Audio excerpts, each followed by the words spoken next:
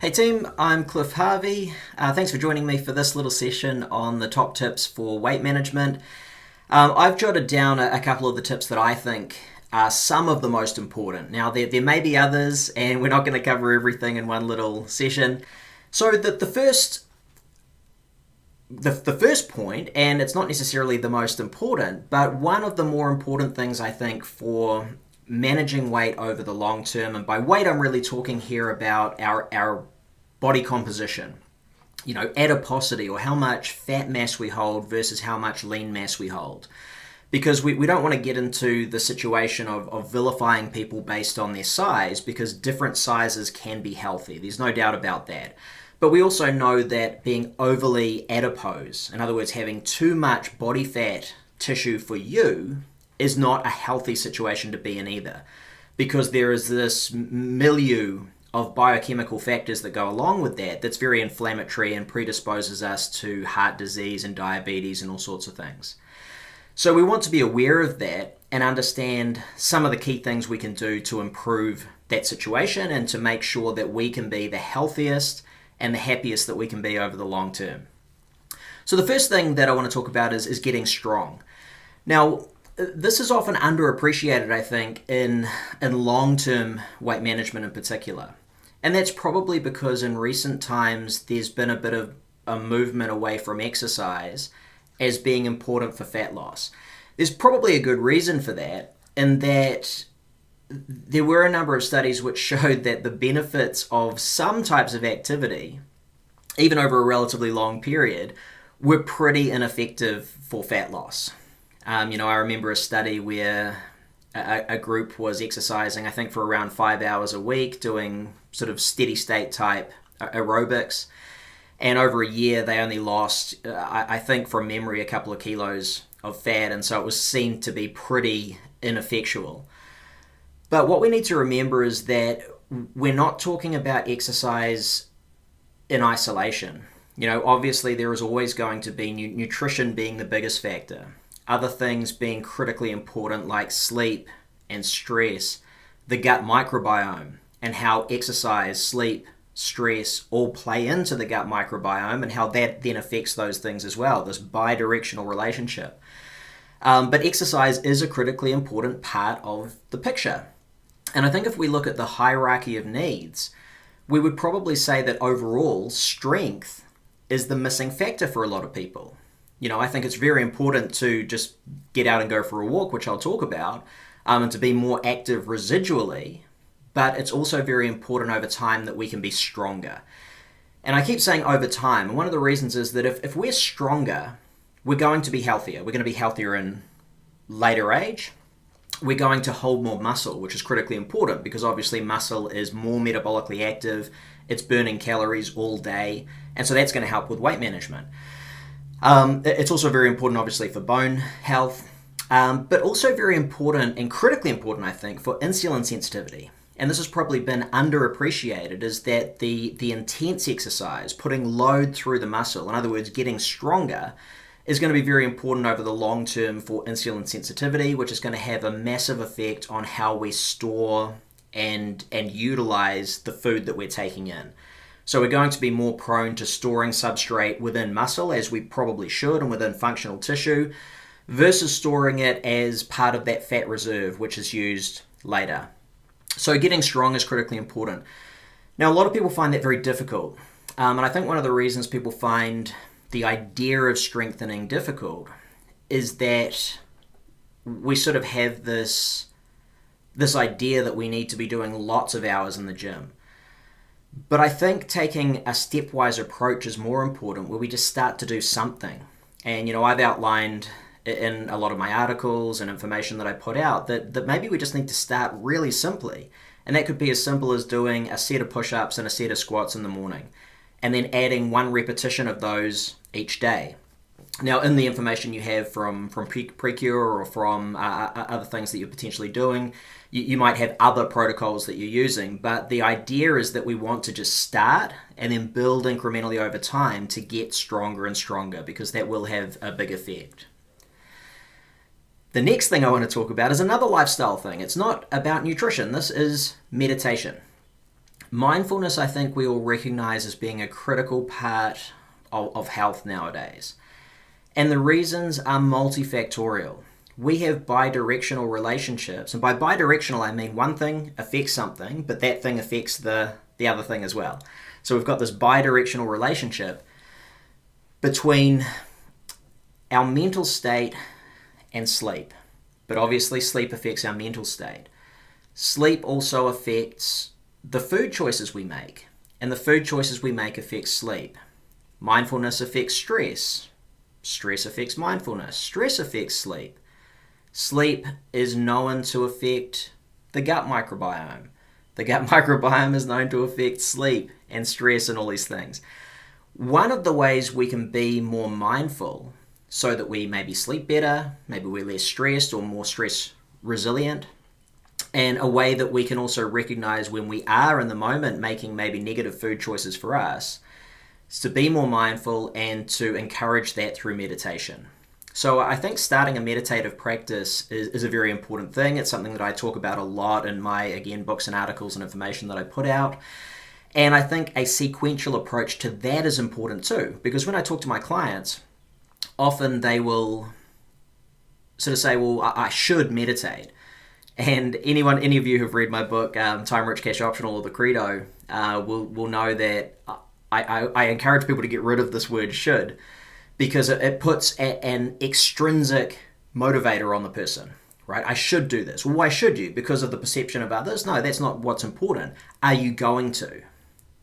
Cool. Well, if you are going to, why are you going to? Because it will give me benefit.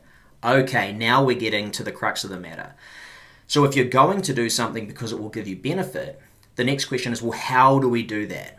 And often if we launch into doing things too much too soon, we fall off the wagon because we don't have the time, energy, or inclination. So again, a sequential approach where maybe we're starting out with some mindful activity or meditation, starting out at a minimal level and then building on that over time to encourage the habit of doing it, but encourage the habit of mindfulness that begins to bleed through our lives as well. The next thing can actually help with mindfulness, and that's just going for a walk. Just going for a walk and being more active through the day is a critical part of, yes, just burning more calories, burning more energy, which helps with energy balance and helps with weight maintenance. But more so, it's critically important for just breathing, improving posture, reducing stress. It's very stress reductive to go for a walk. And all of these things have a big interplay with the other lifestyle factors that help us to maintain healthy body composition over the long term. But now we're going to get into some nutrition stuff. And the first thing I always suggest to people is, just focus first and foremost on the quality of food you're eating. Eat more natural, unrefined foods. This is a big thing because if we begin to drill into the data behind a lot of studies which say that, maybe low carb is bad for you or high carb is bad for you or, anything in a spectrum between that is bad for you, what we typically see instead is that over the long term, yes, there are differences between those diets for different people.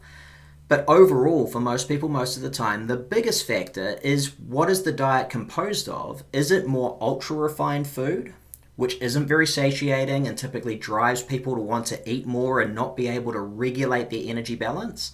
Or is it based on unrefined foods, which are more nutrient dense, which have more of those essential vitamins and minerals and secondary nutrients which are really health promoting, and that are also helping you to auto-regulate your energy intake? And so, first of all, focusing on natural, unrefined foods is really important. If you're doing that, the next tip is, I believe, to eat like you mean it. I think this idea that we snack and graze through the day has been really counterproductive for people because snacking is related typically to poorer food choices and it has a direct association with obesity and metabolic disorder. We know that from the evidence. When we instead focus on eating meals and eating until we're actually full, we begin to reconnect with the proper satiety and hunger signals in the body, and we're better able to auto-regulate our energy intake without necessarily having to count calories or macros all the time. So I think we should eat like we mean it. And also eat when we're hungry. Wait until we're actually hungry. Now, this plays into the concepts of meal frequency and intermittent fasting as well. Because if we eat till we're really full, we will typically only demand food again when we actually require it. And we'll be less likely to want to snack and graze through times when we're active. If we're active and doing stuff, we shouldn't be eating. Because in that stage, we're in the fight or flight response, sympathetic nervous system dominance, where we're not very good at digesting and assimilating food anyway.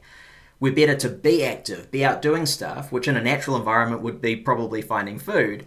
And then when we find it, or we have a chance to relax in the modern world, to sit down, stop, and eat. Eat till we're full, and then wait again until we're actually hungry, and learn what hunger and satiety actually mean again. If we're doing all of that, I think one of the next key points is to base every meal on protein. Protein is one of the keys for the body because everything in the body is made out of protein. The building blocks of protein are amino acids, which are the building blocks of all the tissue in the body. It's also, and this is probably most important for weight maintenance, it supports muscle. A higher protein diet has been shown to improve our body composition, and it's also the most satiating nutrient. So when we eat protein, we base our meals on a foundation of protein. We're making sure that we're more satiated. And that helps us to regulate our energy intake, how much we're taking in, because we want to. We choose to do that. It helps us to exercise that ad libitum food intake much better. So we want to base every meal on a good quality protein source. And the final tip that I'm going to give you guys tonight, and again, I'd love to hear your comments and questions, is to eat at least 2 fist-sized servings of vegetables at every meal, because again, these are satiating by nature of their bulk. The more we eat, there are biochemical factors that signal satiety, right? Particularly protein, because we have protein leverage. But also, the physical bulk of food does play a role as well, because there's 2 aspects to satiety, or satisfaction from food. There's the biochemical, the signals, messengers within the body, and there's also the effects of the enteric nervous system, which reads basically the contraction and expansion of the gut tissue, right? So as things go down, if we have large amounts of food going through, that's one of the signals the body reads to say, yeah, I'm satisfied now, I've had enough. So we need both those aspects as well. We need the biochemical, we need to make sure we've taken in enough to be properly satisfied and nourished, and we also need to read the signals of bulk, which have developed over a long time of human evolution. We come from a situation in which we were demanding food from an environment that was relatively calorie sparse. And nowadays we have an environment that's very calorie dense, so we need to be aware of that, which is why our food and psychosocial environment is so critical to look at in concert, and look at the complexities and nuances of that, but then try to use some of these simple tips so that we can do life and do health better day by day. If you would like to find out any more about what I do, easiest place to go to find all the links out to what I do, from education to information, books, articles, and my social, just go to cliffharvey.com. Thanks, team.